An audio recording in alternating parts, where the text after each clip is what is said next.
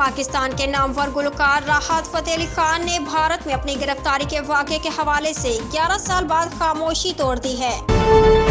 اسلام آباد حکومتی اتحاد کے پنجاب میں ان ہاؤس تبدیلی کی کوششیں جاری ہیں۔ اس حوالے سے آصف زرداری کو خصوصی ٹاسک دے دیا گیا۔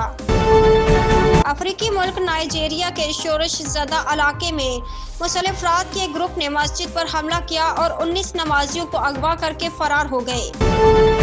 لاہور مسلم لیگ نون کے رہنما شاہد خاقان عباسی نے پی ٹی آئی رہنما شہباز گل کے خلاف 2 ارب روپے ہرجانہ ادا کرنے کے لیے درخواست دائر کر دی۔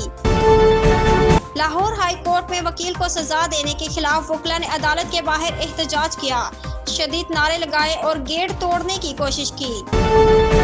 افغانستان کے دارالحکومت کابل میں پاکستانی سفارت خانے پر حملے کے بعد پاکستانی ناظم الامور عبید نظامی وطن واپس پہنچ گئے۔